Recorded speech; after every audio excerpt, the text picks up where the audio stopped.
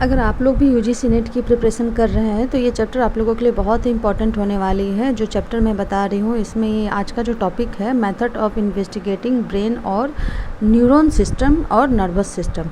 ठीक है, न्यूरॉन को तो हम लोगों ने पहले ही डिस्कस कर लिया है। आज हम लोग डिस्कस करेंगे नर्वस सिस्टम के बारे में, जो कि काफ़ी इंपॉर्टेंट चैप्टर है यूजीसी नेट के लिए, जिसमें कि आपका ईईजी और एमईजी के बारे में जो भी इंपॉर्टेंट क्वेश्चन आता है सारे चैप्टर्स को इसमें एक्सप्लेन किए जाएंगे।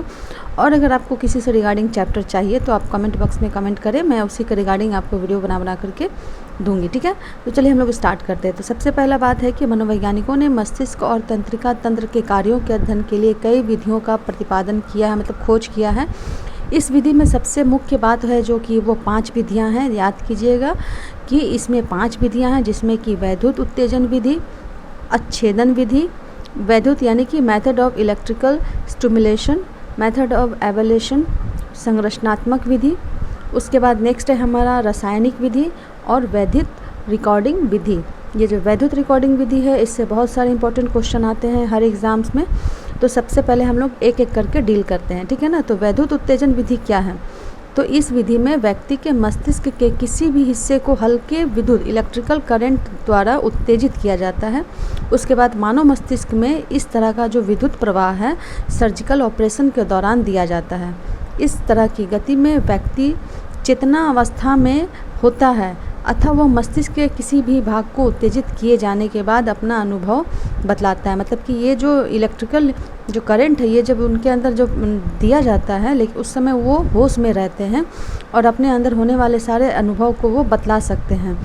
तो सिल्वरमैन यानी कि सिल्वरमैन 1978 ने अपने अध्ययन के आधार पर यह बतलाया कि मानव मस्तिष्क के संवेदी क्षेत्र को उत्तेजित करने पर व्यक्ति अलग अलग प्रकार की आवाज़ सुनने, रोशनी देखने की संवेदना का अनुभव करता है। उसी तरह जब मस्तिष्क के पेशीय क्षेत्र यानी कि मोटर एरिया को उत्तेजित किया जाता है तो व्यक्ति या पशु अलग अलग तरह के पेशीय क्रियाएं जैसे पैर उठाना, हाथ उठाना, उंगली फैलाना, सिकोड़ना आदि करते पाए जाते हैं।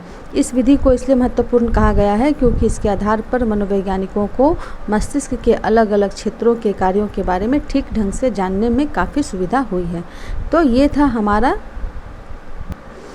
था हमारा मेथड ऑफ इलेक्ट्रिकल स्टिमुलेशन। इसके अंदर क्या होता है कि जब ये करंट व्यक्ति के अंदर दिया जाता है तो मानव मस्तिष्क में इस तरह का विद्युत प्रभाव सर्जिकल ऑपरेशन के द्वारा किया जाता है, पहला बात तो।